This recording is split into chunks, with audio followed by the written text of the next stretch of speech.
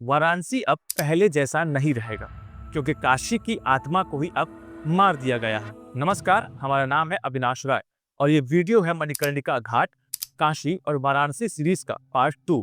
आपसे एक रिक्वेस्ट है कि इस वीडियो से पहले आप पार्ट 1 को जरूर देख लें, ताकि इस वीडियो को आप अच्छे से समझ सकें।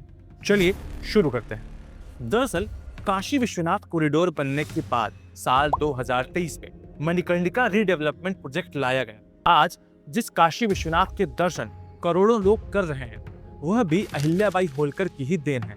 और आज उसी अहिल्याबाई की बनाई मणिकर्णिका पर बुलडोजर चल रहा है। सोचिए, देवी देवताओं की मूर्तियां तोड़ी जा रही हैं, अहिल्याबाई होलकर की प्रतिमा तक को नहीं छोड़ा गया। वाराणसी के जिलाधिकारी कहते हैं कि अहिल्याबाई होलकर की मूर्ति को संस्कृति मंत्रालय में रखा गया है, लेकिन शर्म की बात तो ये है कि उन्हें ये तक नहीं पता कि काशी में अहिल्याबाई होलकर की एक दो नहीं बल्कि सैकड़ों मूर्तियां मौजूद हैं। स्क्रीन पर दिख रही ये टूटी मूर्तियां अहिल्याबाई होलकर की देवी देवताओं की, और सरकार है कि अपनी गलती मानती ही नहीं। सरकार कहती है कि हमने प्रतिमा को संस्कृति मंत्रालय में रखवा दिया है, पर हकीकत ये है कि सरकार ने अब तक अहिल्याबाई होलकर की सिर्फ एक प्रतिमा रखवाई है, और उसे भी जमीन पर लिटा कर रखा गया है। बीजेपी का बुलडोजर अब काशी वासियों के घर तक पहुंच चुका है। ये बुलडोजर न औरंगजेब की आलमगीर मस्जिद तक पहुंचा, न ज्ञानवापी तक, लेकिन मणिकर्णिका तक जरूर पहुंच गया। जब काशी विश्वनाथ कॉरिडोर बना, तब सैकड़ों मंदिर तोड़ दिए गए। इतने मंदिर न बाबर ने तोड़े थे और न ही औरंगजेब। जिन अहिल्याबाई होलकर के नाम पर आज वोट मांगा जाता है, जिनके बनाए मंदिरों के सहारे राजनीति होती है, उन्हीं की विरासत को आज मिटाया जा रहा है। मणिकर्णिका घाट पर बुलडोजर चला और मूर्तियां टूटी, तो अधिकारियों ने भी माना कि अहिल्याबाई होलकर की मूर्ति गलती से टूटी, और कहा गया कि इन मूर्तियों को दोबारा ठीक ढंग से स्थापित करवाएंगे। ये है अनप्लान्ड डेवलपमेंट का सबसे बड़ा उदाहरण, जो दिखाता है कि सरकार ने ठीक ढंग से ना ही रिसर्च किया और ना ही इस रीडेवलपमेंट प्रोजेक्ट के लिए स्टडी की। हमें ये समझना होगा कि मणिकर्णिका सिर्फ धार्मिक नहीं, ऐतिहासिक धरोहर भी है। यह दिखाती है कि कैसे काशी और मराठा साम्राज्य एक दूसरे के साथ आगे बढ़ रहे थे। चलिए एक किस्सा आपको सुनाते हैं और जवाब आपको देना है। सोचिए, कोई घुसपैठिया आपके घर में घुसे और सामान को यहाँ वहां करने लगे, बिना पूछे, बिना परमिशन के, बिना घर वालों की मर्जी के। वो कहे मंदिर तोड़कर उसकी जगह शौचालय बनवा दो, और शौचालय तोड़कर उसके स्थान पर मंदिर बनवा दो। तो क्या आप ये बर्दाश्त करेंगे?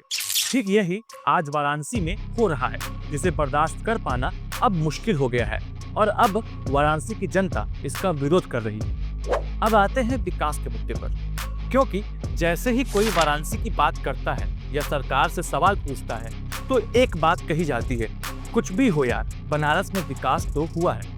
पर असली सवाल ये नहीं कि विकास हुआ है या नहीं, असली सवाल ये है कि किस कीमत पर यह विकास हुआ है। चलिए एक एक करके आपको समझाते हैं। ये सच है कि काशी विश्वनाथ कॉरिडोर के बनने के बाद श्रद्धालुओं की संख्या 25 गुना बढ़ी है। 1.25 लाख करोड़ का राजस्व यूपी सरकार को अकेले वाराणसी से मिलता है। लेकिन ये भी सच है कि काशी विश्वनाथ कॉरिडोर के नाम पर हजारों मंदिरों की बलि चढ़ा दी गई थी। आज काशी विश्वनाथ मंदिर धार्मिक स्थल से ज्यादा एक बिजनेस मॉडल बन चुका है। दलाली, वीआईपी ट्रीटमेंट, 250 रुपए के टिकट, सारे कुकर्म यहाँ हो रहे हैं। ये सच है कि पीएम मोदी के शासन में वाराणसी में बहुत सारा काम हुआ है।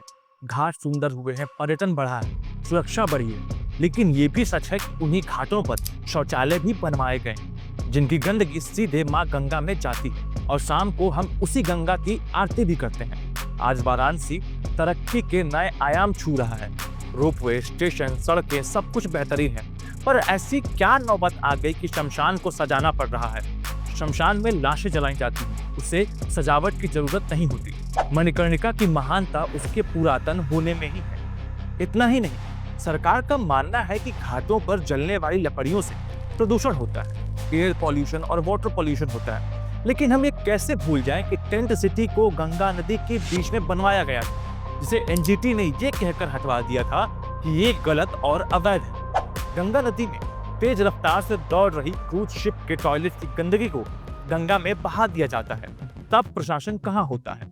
क्यों उन्हें ये सब दिखाई नहीं देता? असल मायने में ये दोगलापन।